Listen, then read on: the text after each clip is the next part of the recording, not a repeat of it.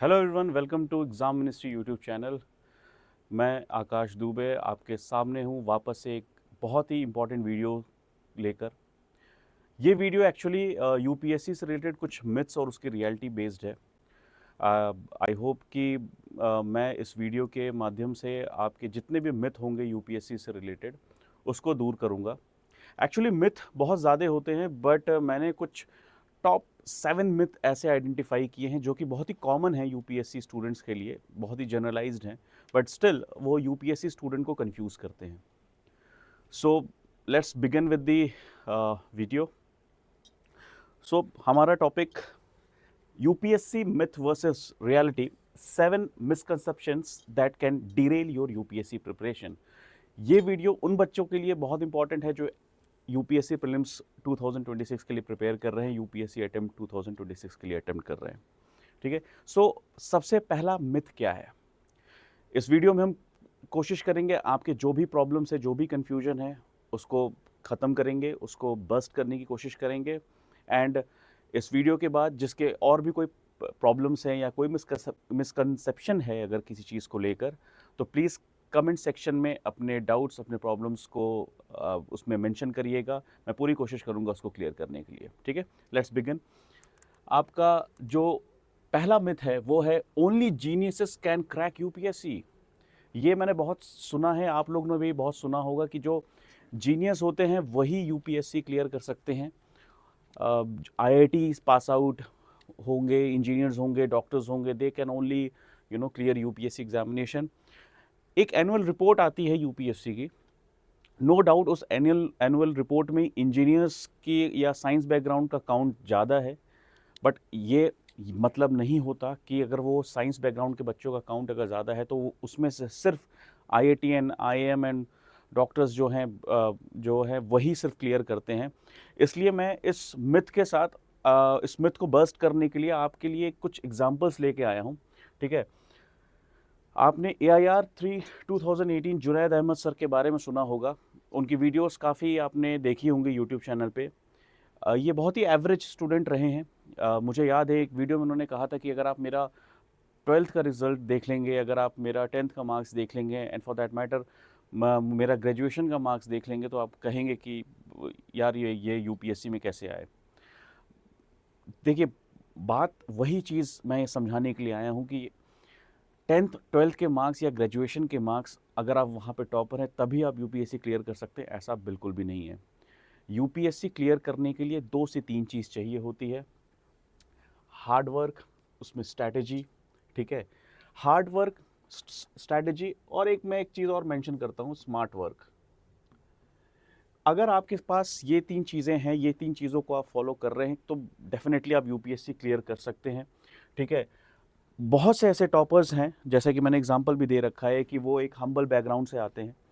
मैंने जुनैद अहमद सर की बात की है।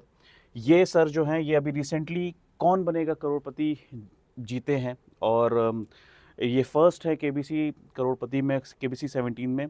इनका जो मैं मेन चीज़ इसमें हाईलाइट करना चाहता हूँ वो ये है, he failed in 33 government examination but never gave a finally cracked UPSC CSC. वो डिटर्मिनेशन था इनके अंदर कि उनको वो यूपीएससी क्लियर करना ही करना है। सो नो मैटर व्हाट, इन्होंने हिम्मत नहीं आ रही एंड एग्ज़ाम्स को अटेम्प्ट किया and finally he cracked UPSC CSC. 2017 batch में AIR 77 हिमांशु कौशिक सर हैं, ये इंजीनियर हैं। मुझे इनकी एक स्टोरी याद है कि इन्होंने बताया था कि इंजीनियरिंग में इनके कुछ सब्जेक्ट्स में कभी बैक्स भी आते थे, और इन्होंने इंजीनियरिंग करने के बाद जॉब भी की है, और जॉब करने के बाद फाइनली जॉब छोड़ने के बाद इन्होंने प्रिपरेशन की एंड इन्होंने क्रैक किया यूपीएससी।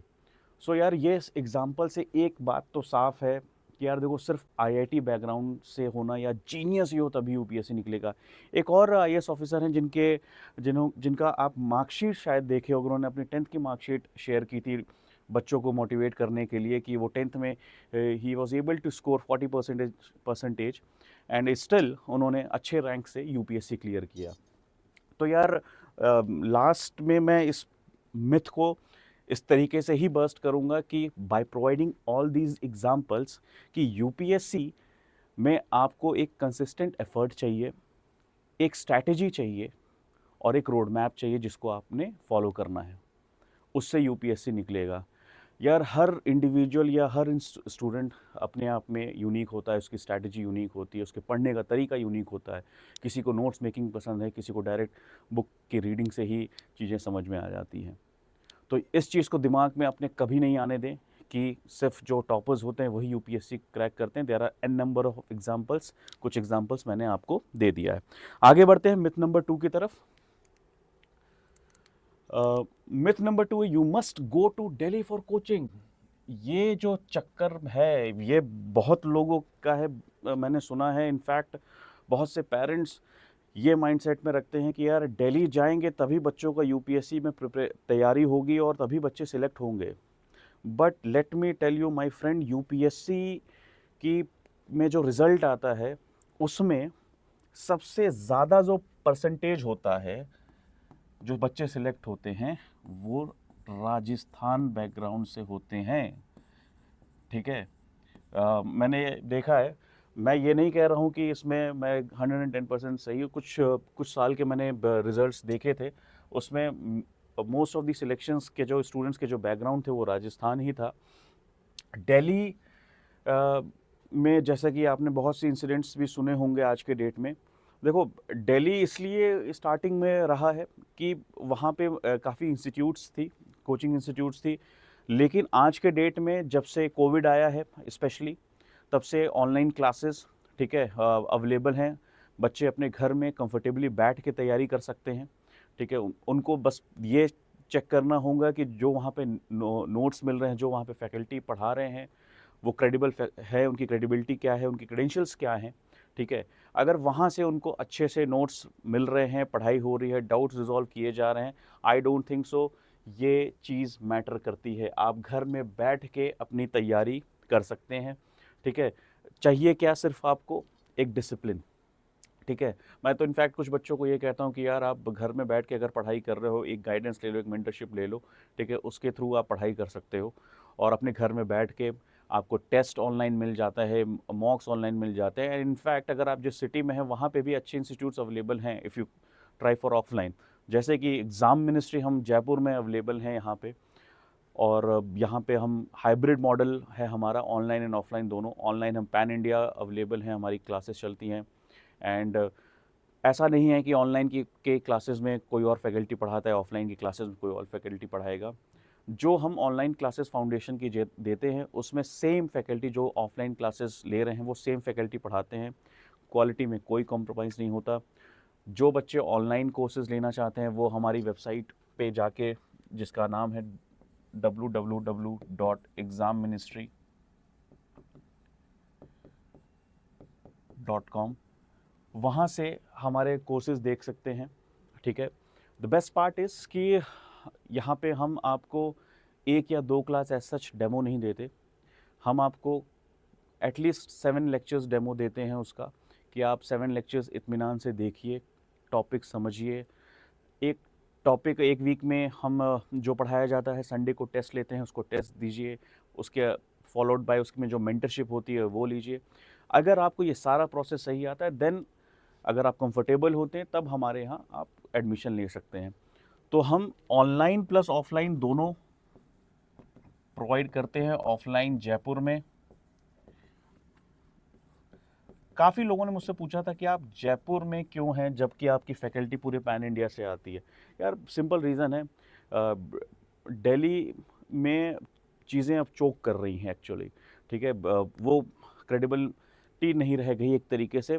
और यार देखो, बात होती है जब गाइडेंस की ना, तो हमें सारी पर्सपेक्टिव देखने पड़ते हैं। मोस्ट इंपॉर्टेंट जो पर्सपेक्टिव है वो कि स्टूडेंट का पर्सपेक्टिव। ठीक है, दिल्ली आई पर्सनली फील कि it is not student centric any more.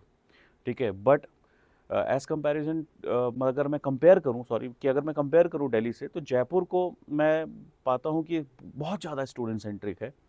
As far as study materials, as far as accommodation is concern, as far as food is concern, बहुत ही चीज़ों को ध्यान में रख के जयपुर को हमने चुना है।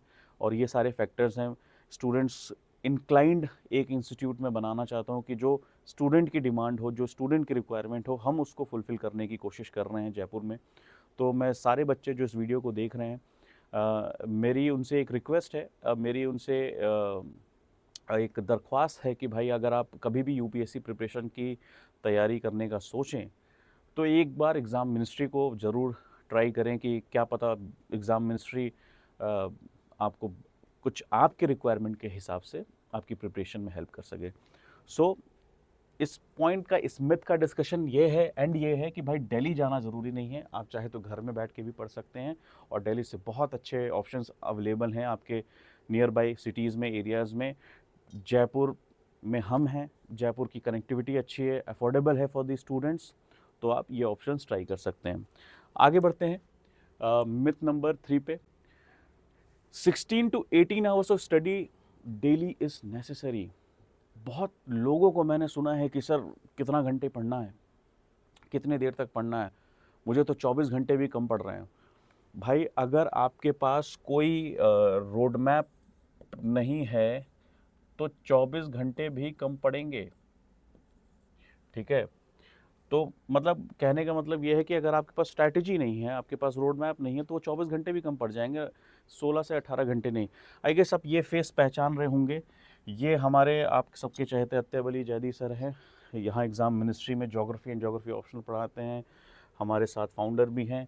ये मैं हूँ और ये हैं आपके Animesh sir, rank 2 UPSC CSC, ठीक है। अनिमेश प्रधान है, काफ़ी चर्चित रैंकर रहे हैं ये। जब उनका सिलेक्शन हुआ था उसका रीज़न है ही वॉज वर्किंग प्रोफेशनल,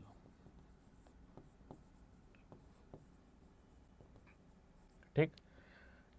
ये वर्किंग प्रोफेशनल थे, 6 to 8 आवर्स, ठीक है, 6 to 8 आवर्स इनको पढ़ाई का टाइम मिलता था। उसके बाद भी इन्होंने क्रैक किया, एंड रैंक 2 है इनकी, अंडर टॉप 5 ये आए हैं। वर्किंग प्रोफेशनल थे, जॉब भी करते थे और साथ ही साथ यूपीएससी की तैयारी भी।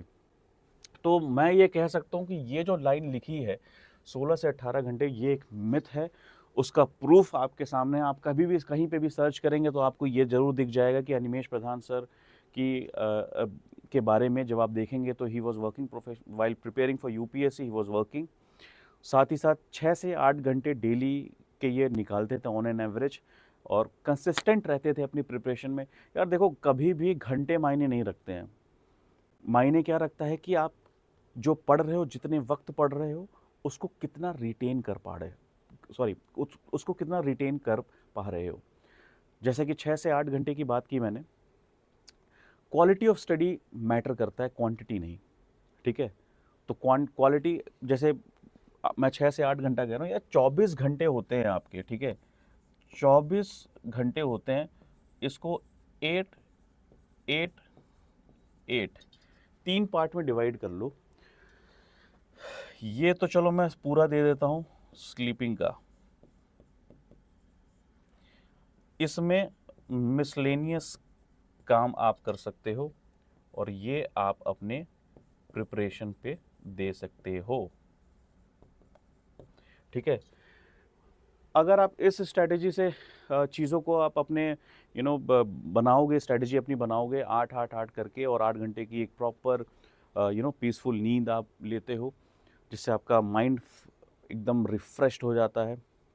उसके बाद बाकी चीज़ों के लिए आपके पास 8 घंटे हैं, और 8 घंटे डेडिकेटेड आप अपनी यूपीएससी प्रिपरेशन करते हो। एंड दिस 8 आवर जो कि आपकी प्रिपरेशन के लिए, इसको आप डिवाइड कर सकते हो कुछ स्लॉट्स में, ठीक है। जिसको जिसको ये 8-8-8 की स्ट्रेटजी समझनी है, वो कमेंट सेक्शन में मुझे बताए कि उसको पर्सनली वो चीज़ चाहिए, वो स्ट्रेटजी चाहिए, मैं उनको बताऊंगा। मुझे कमेंट सेक्शन में आप अपने डाउट्स पूछिए, आपका डेली शेड्यूल कैसा होगा, किस तरीके से आपका पढ़ाई को आप अपने स्ट्रेटजाइज कर सकते हैं, आप कमेंट सेक्शन में कमेंट करिए, पूछिए, मैं आपको पर्सनली रिप्लाई करूंगा, ठीक है। सो इन दी एंड इस मिथ को हम बस्ट किए। देखो, फंडा एकदम क्लियर है यार, मैं जहाँ जहाँ बीच बीच में फ़ोटो लगा रहा हूँ उसका रीज़न यही है कि मैं आपको बताना चाहता हूँ यार कि ये जो मिथ को मैं बस्ट कर रहा हूँ, ये ऐसी कोई हवाबाजी नहीं है, है ना। आपके पास प्रूफ के साथ में आया हूँ, ठीक है। और ऐसा प्रूफ आप किसी से भी पता कर लोगे, गूगल कर लोगे, कुछ लोग सर को जानते भी होंगे, उनसे भी अगर पता करोगे तो आपको पता चल जाएगा कि जो ये मैं कह रहा हूँ 6 से 8 घंटे की फोकस स्टडी वो ही इम्पॉर्टेंट होती है। क्योंकि यहाँ पे हमेशा मैंने बताया है, अपने पिछले वीडियो में भी बताया है, UPSC is all about what not to study, UPSC is never about what all to study. ठीक है, तो 6 से 8 घंटे आप फोकस्ड होके पढ़िए, आपका सिलेक्शन ज़रूर होगा। आगे बढ़ते हैं, मिथ नंबर 4 पे जाते हैं। Engineering background gives CSAT advantage. जिसका जिसका इंजीनियरिंग बैकग्राउंड है भैया वही सीसैट क्लियर कर पा रहे हैं। लेकिन मैं आपको एक चीज़ बता दूं, ऐसा बिल्कुल भी नहीं है, बिल्कुल भी नहीं है ऐसा। क्यों? क्योंकि आजकल जो सीसैट बच्चे प्रैक्टिस कर रहे हैं या जिस तरीके के सीसैट के पेपर आ रहे हैं यूपीएससी के, मेरे बहुत से ऐसे स्टूडेंट्स हैं जो इंजीनियरिंग बैकग्राउंड के हैं, उनको प्रॉब्लम आ रही है, वो क्लियर नहीं कर पा रहे हैं। सबसे पहला तो इंजीनियरिंग बैकग्राउंड में जो रीज़न है कि नहीं क्लियर करने का, वो है ओवर कॉन्फिडेंट, वो है ओवर कॉन्फिडेंस। ठीक है, ओवर कॉन्फिडेंस हो जा उनको ऊपर आ जाता है कि भैया हम तो इंजीनियरिंग बैकग्राउंड के हैं, एप्टीट्यूड टेस्ट तो है और मैं इसको क्लियर कर लूँगा।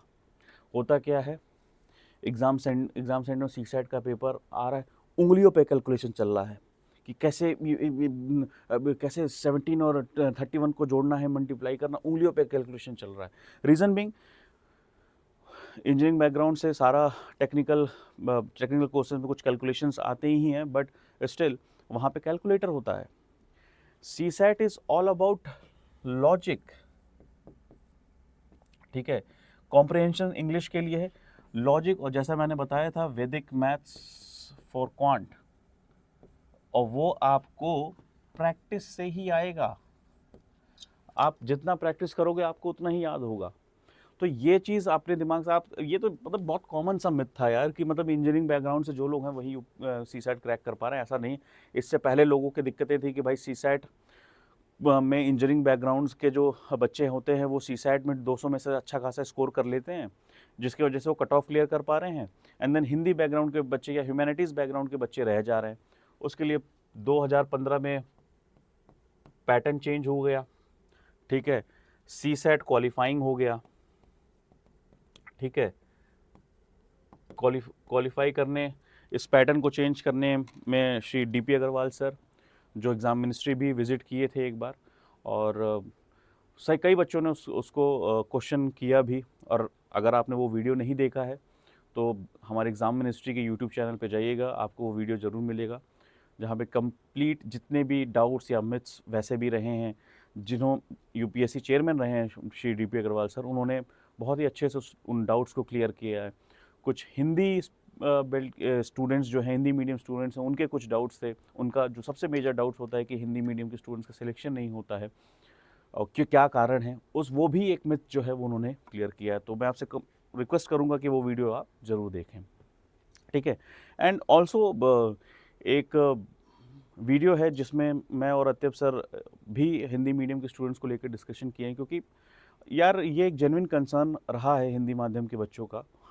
और एग्ज़ाम मिनिस्ट्री के प्लेटफॉर्म्स के माध्यम से हम बहुत उम्दा कोशिश कर रहे हैं, चाहे वो क्वालिटी की बात हो, चाहे वो फैकल्टी की बात हो, चाहे वो कंटेंट की बात हो, चाहे वो मेंटरशिप की बात हो, हर वे में हिंदी मीडियम के स्टूडेंट को सपोर्ट मिलना चाहिए यूपीएससी प्रिपरेशन के लिए। एंड हम वो पूरी कोशिश कर रहे हैं, and we are very hopeful कि हमारे पास जो अच्छे खासे बच्चे हैं हिंदी मीडियम स्टूडेंट्स के, बहुत अच्छा परफॉर्म कर रहे हैं, and we are really hopeful कि वो रिज़ल्ट ज़रूर लेके आएंगे। ठीक है, आगे बढ़ते हैं इस लाइन में। 5वां मिथ क्लियर करते हैं आपका, you must be fluent in English. Okay, जैसा मैं बात कर रहा था कि भाई सबसे हिंदी मीडियम की सिलेक्शंस को लेकर की चर्चा चल रही थी अभी, और ये सबसे बड़ा मिथ है कि यार इंग्लिश, जो बच्चे कहते हैं इंग्लिश में फ्लुएंट होना बहुत ज़रूरी तभी यूपीएससी क्लियर होगा, लेकिन रियलिटी क्या कहती है? रियलिटी कहती है कि simple clear answer work, language आपका कोई भी हो। ठीक है, यूपीएससी का नोटिफिकेशन अगर आप देखिएगा उसमें भी बहुत प्रिसाइसली लिखा हुआ रहता है कि भाई यूपीएससी क्या डिमांड कर रही है। ठीक है, एक सिंपल और क्रिस्प आंसर, जिसमें जो एग्ज़ामिनर हैं, उन्हें आप जो समझाना चाहते हैं, जो क्वेश्चन की डिमांड को आप बताना चाहते हैं, वो उन्हें समझ में आ जाए। यार आप एक सिनेरियो देखो ना, लेट्स से आप ही कोई कॉपी चेक कर रहे हो, ठीक है? ये वीडियो जो देख रहे होंगे वो बच्चे प्रिपरेशन कर रहे होंगे 26 के अटेम्प्ट के लिए, 27 के अटेम्प्ट के लिए। मैं कहता हूँ कि यार चलो आप या तो कॉलेज गोइंग स्टूडेंट हो गए या तो ग्रेजुएटेड हो गए। आप स्कूल में किसी जो आपके नोन में कोई हो बच्चा, उसकी किसी कॉपी उठा के चेक करने की कोशिश करना। आपको अपने आप समझ में आ जाएगा कि क्या अंडरस्टैंडिंग होती है एक एग्ज़ामिनर की, ठीक है? बहुत बेसिक सी बात है यार, आपको एग्ज़ामिनर का काम आसान करना है। It is as simple as that. अगर आपने एग्ज़ामिनर का काम आसान किया, आपको मार्क्स मिलेंगे। अगर आपने एग्ज़ामिनर का काम डिफ़िकल्ट किया, आपको मार्क्स नहीं मिलेंगे, ठीक है? बहुत सिंपल सी बात है ये। एग्ज़ामिनर का काम आसान कैसे करेंगे? छोटे पॉइंट में आंसर, ठीक है? बुलेट पॉइंट में आंसर, ठीक? क्रिस्प और क्वेश्चन की डिमांड को समझते हुए, ठीक है? हम इस पे वापस में एक बार चर्चा कर सकते हैं कि आंसर राइटिंग की जो अप्रोच है उसको किस तरीके से समझना चाहिए, क्वेश्चंस की डिमांड को किस तरीके से समझ के उसको लिखना चाहिए। एंड जिस बच्चे को जो ये वीडियो देख रहे हैं, अगर उनको ये चीज़ चाहिए कि सर यूट्यूब पे एक आप आंसर राइटिंग की एक कोर्स या एक वीडियो लेके आइए, क्वेश्चन की डिमांड को समझने के लिए अप्रोच क्या होना चाहिए पेपर वाइज, तो डेफिनेटली मैं कहूँगा बच्चों कि आप उसको कमेंट करिए। अगर वो कमेंट आते हैं, बच्चों के रिक्वेस्ट आते हैं, तो मैं डेफिनेटली एग्जाम मिनिस्ट्री पे वो कोर्स लेके आऊँगा आंसर राइटिंग का। जैसा कि ये बात थी मिथ इंग्लिश की, जो कि मैंने अभी बर्स्ट किया उसको। यार लेकिन एक बात समझो, चाहे वो हिंदी मीडियम का स्टूडेंट हो, चाहे वो इंग्लिश मीडियम को, चाहे वो किसी भी मीडियम का, इंग्लिश ऐसा पेपर तो आता ही आता है क्लियर करने के लिए, है ना? बेसिक उसमें क्वालिफाइंग पेपर होता है वो। तो मुझे लगता है एक बेसिक लेवल की इंग्लिश तो सबको आनी चाहिए।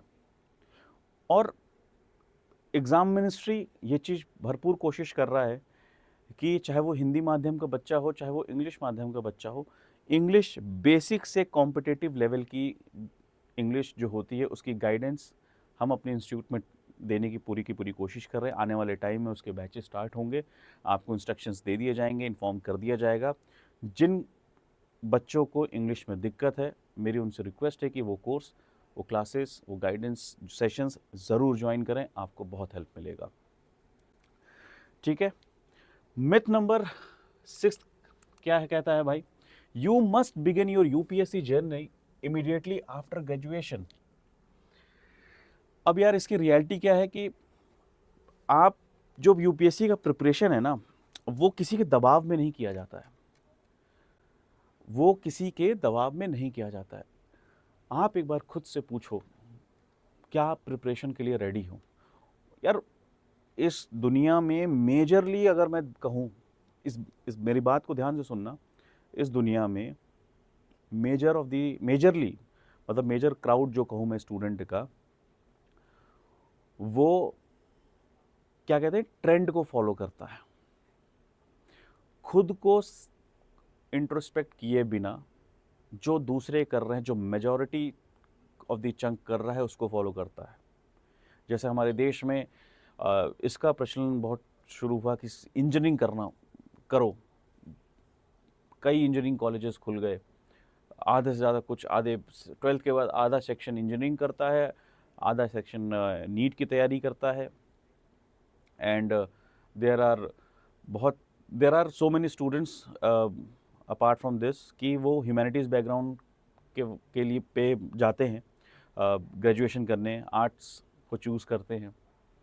यार हर कोर्स की अपनी एक वैल्यू है, अपनी एक इम्पोर्टेंस है, ठीक है?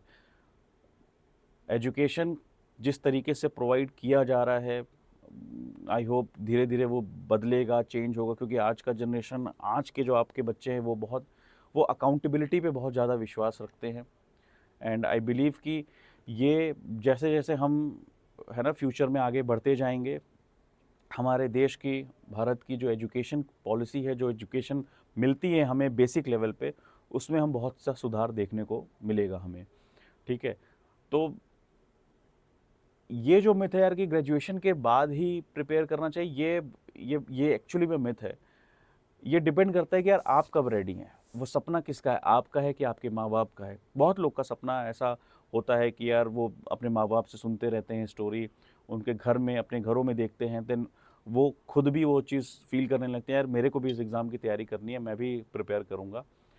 तो यार मेरा ऐसा मानना है कि यार जो मोटिवेशन होता है ना इस एग्ज़ाम की प्रिपरेशन का, क्योंकि यार थोड़ा सा एग्ज़ाम साइकिल 1 साल चलते आए उसका, ठीक है? तो जब तक मोटिवेशन अंदर से नहीं आएगी, तब तक मुझे ऐसा लगता है कि इस एग्ज़ाम को प्रिपेयर करने में आपको डिफ़िकल्टी आएगी। बाहर की मोटिवेशन कुछ टाइम का आपको एनर्जी बूस्ट अप करेगा आपका, कुछ टाइम के लिए। उसके बाद अगर आप सेल्फ मोटिवेटेड हैं, तभी डेडिकेटेड वे में प्रिपरेशन होती है, क्योंकि यार बहुत से फैक्टर्स ऐसे हैं, बहुत से ऐसे डिस्ट्रैक्शंस हैं, जो उसी तैयारी के बीच में ही आएँगे, उससे पहले नहीं आएँगे, ठीक है? और सबसे ज़रूरी यार कहा जाता है ना कि अ, किसी है ना किसी जंग की तैयारी जो है वो बहुत शांत माहौल में की जाती है, सब मतलब छुपा के की जाती है ना? वो रणनीतियाँ छुपा के बनाई जाती हैं, और जब विजय होती है तो फिर उसका ढोल नगाड़े बजते हैं या उसको पूरे ढोल के साथ बताया जाता है।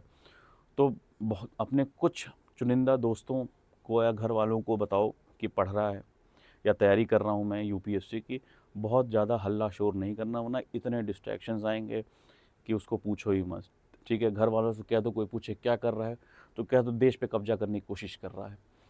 अब उलूल जुलूल कुछ भी बता दें, ठीक है? क्योंकि यार मुझे ऐसा लगता है जो वीडियो देखेंगे बच्चे उस चीज़ को रिलेट कर पाएंगे कि यार घर में क्रॉस क्वेश्चनिंग शुरू हो जाती है कि क्या हुआ इस बार पेपर, तैयारी कैसे चल रही है, और वो कितना पढ़ लिए हो। हम मुझे तो लगता है तुमको ग्रेजुएशन के बाद नौकरी कर लेनी चाहिए थी, फिर पढ़ाई करनी चाहिए थी। यार सबका अपना अपना तरीका होता है तैयारी करने का, जैसा कि मैंने पहले ही मिथ में बताया था, हिमांशु सर ग्रेजुएशन किया, जॉब किया, देन उन्होंने प्रिपेयर किया एंड वो एग्ज़ाम क्रैक किए। सबसे यंगेस्ट ऑफिसर भी हैं एक, जहाँ पे इनकी फ़ोटो लगी हुई, ठीक है? इन्होंने भी सब मतलब 21 की एज में क्रैक किया था एग्ज़ाम को। और ये जो एक साइड फ़ोटो है ये अनु मैम की है, ठीक है? इन्होंने शादी होने के बाद, बच्चे होने के बाद, एमबीए करने के बाद, लाइक अराउंड एज इनकी जब 30 या 30 प्लस थी, तब उन्होंने प्रिपरेशन किया, और ये इनकी भी आई गेस रैंक 2 थी, ठीक है? तो इन्होंने भी ये भी आईएएस बनी। तो यार ऐसा कोई स्पेसिफिक नहीं है, यही ब्यूटी है यूपीएससी एग्ज़ाम की, कि सबको एक लेवल प्लेइंग फील्ड पे लेकर आता है। आपने हज़ारों डिग्रियां ले ली हैं, बहुत पढ़ाई कर ली है, या आप जस्ट अभी एज अ फ्रेशर आए हो ग्रेजुएट होके, सबके लिए एक लेवल प्लेइंग फील्ड है। मैंने आपको इस मिथ को बर्स्ट करने के लिए मैंने एग्जांपल दिया अनु मैम का, मैंने एग्जांपल दिया इन सर का। ये सबसे यंगेस्ट आईएएस ऑफिसर हैं। मेरे को कमेंट सेक्शन में इनका नाम बताइए कि कौन है, अगर आप पहचानते हो तो। बहुत फेमस आईएएस ऑफिसर हैं ये, ठीक है? तो ऐसा कोई ज़रूरी नहीं है। अब होता क्या है कि अवेयरनेस पे डिपेंड करता है, ठीक है? कुछ लोगों का करियर का मोटिवेशन होता है कि यार मेरे को प्राइवेट सेक्टर जॉब में जाना है, या मेरे को किसी सर्टेन एग्ज़ाम की तैयारी करके जाना है। देन उनको रियलाइज़ होता है यार व्हाई नॉट यूपीएससी देन, फिर वो वापस आते हैं यूपीएससी की तैयारी करते हैं। कुछ लोग पहले से ही अवेयर रहते हैं, अब उन्हीं लोगों के बीच में रहते हैं जो यूपीएससी की तैयारी कर रहे हैं, उनको गाइड कर सकते हैं, तो उनको दिमाग में क्लियर रहता है कि यार उनको 12th के बाद क्या करना है, देन ग्रेजुएशन के बाद क्या करना है। उसी तरीके से इनफैक्ट आजकल जो स्टूडेंट्स हैं, मैंने देखा है 12th के बाद भी प्रिपेयर करते हैं। 12th के बाद टीना डावी ने भी प्रिपेयर किया था। टीना डावी मैम जो हैं, रैंक 1 आई थी उनकी, ठीक है? It's all about awareness. कुछ लोग मतलब जो स्टूडेंट होते हैं, कॉलेज स्टूडेंट, वो भी प्रिपेयर करते हैं। यार देखो, स्कूल के बाद जो कॉलेज वाली लाइफ होती है बहुत ही पीसफुल लाइफ होती है। और पीसफुल लाइफ इसलिए कह रहा हूँ क्योंकि यार आपको कुछ भी कर लो, आप जितनी कोशिश कर लो, जितनी मेहनत कर लो, आपको डेली का 2 घंटा फ्री का मिलता है। या तो इसको वेस्ट कर लो या तो इसको यूटिलाइज कर लो, ठीक है? सेम लाइन पे मैं ये बताना चाहूँगा यार कि इसमें कि इन्फॉर्मेशन देना भी ज़रूरी है कि भाई एग्ज़ाम मिनिस्ट्री में अगर आप 12th पास हैं या कॉलेज गोइंग हैं तो 3 year course, 2 year course available है। जो ग्रेजुएटेड हैं उनके लिए 1 ईयर कोर्स अवेलेबल है। और साथ ही साथ जो वर्किंग प्रोफेशनल्स हैं उनके लिए वीकेंड बैच है। जगह नहीं दिख रही है लिखने की, वरना लिख देता। वर्किंग प्रोफेशनल्स के लिए भी वीकेंड बैच अवेलेबल है। यार देखो, कहने का मतलब ये है कि भाई सपोर्ट, अगर हम इस एग्ज़ाम के में आए हैं तो यार हम सपोर्ट हर तरीके से करेंगे, ठीक है। और आप हमारे वेबसाइट पे हमारी फैकल्टी की टीम देख सकते हैं, मेंटर्स देख सकते हैं। हमारे जो चीफ मेंटर हैं वो श्री राकेश वर्मा सर हैं, जो एडिशनल चीफ सेक्रेटरी रहे हैं राजस्थान के। एंड उनकी बहुत एक्सपर्टीज़ है यूपीएससी को लेकर, यूपीएससी के पेपर के पैटर्न को लेकर। सो उनसे आप डायरेक्ट बात कर सकते हैं। एंड यू नो व्हाट, इस इंस्टीट्यूट जब मैंने बिल्ड किया तो एक चीज़ हमने सोचा कि यार यहाँ पे स्टूडेंट को हम पावर देंगे। स्टूडेंट को पावर देने का मतलब है कि इतनी ट्रांसपेरेंसी रखनी है कि बच्चे को पता होना चाहिए कि जो फैकल्टी पढ़ा रहा है उसकी क्रेडेंशियल्स क्या हैं। बच्चे को पता होना चाहिए कि जो मेंटरिंग दे रहा है हमें, उसके वो यूपीएससी में प्रीलिम्स क्लियर किया है, मेंस क्लियर किया है, इंटरव्यू क्लियर किया है। वो सारी क्लैरिटी के साथ हम बच्चों की प्रिपरेशन में सपोर्ट करते हैं, हेल्प करते हैं। आई होप जो ये वीडियो देख रहे होंगे बच्चे, मैं आशा करता हूँ कि भाई आप लोग को जो भी हेल्प चाहिए होगी आपको मिलेगी। हम इस वीडियो के नीचे आपको एक इन्फॉर्मेशन भी आ रही होगी, है ना। हमारे एक ईयर लॉन्ग मेंटरशिप चलती है द्रोणा एक्स, उसके कुछ इवैल्यूएशन पैरामीटर्स हैं। आप उस इवैल्यूएशन पैरामीटर्स को देख सकते हैं। हमें कॉल करिए, हमसे बात करिए, हम आपको बताएंगे हम किस किस पैरामीटर्स पे इवैल्यूएट करते हैं। मेन विज़न हमारा ये है कि डाउन द लाइन जब आप उस मेंटरशिप प्रोग्राम का लास्ट टेस्ट लिख रहे हो, उसमें आपके जो स्ट्रेंथ है वो बढ़ जाए और वीकनेसेस आपकी टेस्ट बाय टेस्ट कम हो जाए, ठीक है। इस वीडियो में लास्ट मिथ जो है वो है cracking UPSC is all about luck. मेरे को कमेंट सेक्शन में बताओ कि ये इसको कौन कितने लोग बिलीव करते हैं ये कि UPSC is all about luck. मेरे भाई, लक तो है, मैं भी मानता हूँ, लेकिन लक जैसा कि इसमें लिखा है is the tiny icing on the cake, discipline, strategy and execution makes the cake, ठीक है। परसिस्टेंट रहना और एग्जीक्यूशन जो उसका है उसी से सक्सेस आता है। लक बहुत छोटा सा रोल प्ले करता है इसमें। अब जैसे लक कहाँ कैसा रोल प्ले करेगा, आप इंटरव्यू में चले गए, ठीक है। ऑब्वियसली इंटरव्यू में आप चले गए और इंटरव्यू में वहाँ पे जो पैनल है उनका मूड बहुत अच्छा है, आपसे बढ़िया चीज़ों पे बात की, इंटरनेशनल कुछ जो मुद्दे चल रहे हैं उस पर डिस्कशन किया और डिस्कशन के बाद कहा कि ठीक है बेटा आप जाइए। आप वो लक है। लक क्या है? लास्ट मोमेंट आप एग्ज़ाम हॉल में जा रहे हो, एक नोट्स बना रखा है आपने, लास्ट में उसके 3-4 कोट्स या डेफिनेशन, ठीक है, आपने पढ़ लिए और पेपर में घुसते ही आ गया वो। जैसे ही पेपर में वो आएगा आपको लगेगा कि भाई यहाँ लक काम कर गया। लेकिन स्टोरी क्या कहती है? नोट्स कैसे बनेगा? हार्डवर्क, जब आप कंटिन्यूसली प्रिपेयर कर रहे होगे तो नोट्स बनाओगे वैसा, ठीक है। रही बात इंटरव्यू की, मैंने की थी कि पैनल का मूड अच्छा है, छोटी मोटी डिस्कशन हुई, वो डिस्कशन के बारे में कैसे पता होगा? अगर आप न्यूज़पेपर पढ़ रहे हो, करंट अफेयर से अपडेट हो, एफर्ट तो आपके लग ही रहे ना। तो भाई साहब 95 to 98% आपके एफर्ट हैं, 5 to 2% लक है, ठीक है। ये दिमाग में बैठा लेना।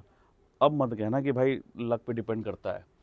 ये आपके 7 मिथ थे, एक मिसकंसेप्शन जो कि जनरली बहुत से बच्चे, आई एम श्योर ये जो 7 पॉइंट्स मैंने डिस्कस किए, 7 मिसकंसेप्शन डिस्कस किए, मैं श्योरली बोल सकता हूँ कि ये बच्चे आप लोग सोचते होंगे, ठीक है। मतलब इसके अलावा भी अगर किसी के पास कोई ऐसा मिथ है जिसे लगता है कि यार इसे क्लियर कराना बहुत ज़रूरी है, तो कमेंट बॉक्स आप ही का है, भर दो कमेंट। मैं पर्सनली उन सारे मिथ को विथ प्रूफ उसको बस्ट करूँगा, ठीक है। मेरे तरफ से जाते जाते इस वीडियो के एंड में एक बोनस टिप लेते जाओ भाई। बोनस टिप क्या कहता है कि एक ये माइंडसेट हैक है, ठीक है।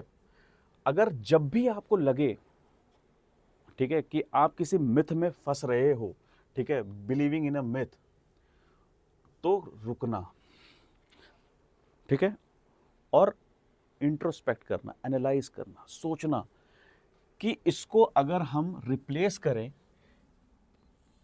एक ऐसी रियलिटी से जो आप कंट्रोल कर सकते हो, ठीक है। बात समझ में आ रही है? क्या कह रहा है कि ये माइंडसेट हैक है। इसमें जब आपको लगे कि कोई आपको एक कोई ऐसा मिथ है जो आपको परेशान कर रहा है, कंफ्यूज कर रहा है, जैसे मिथ हम राइटिंग पे कह सकते हैं, ठीक है।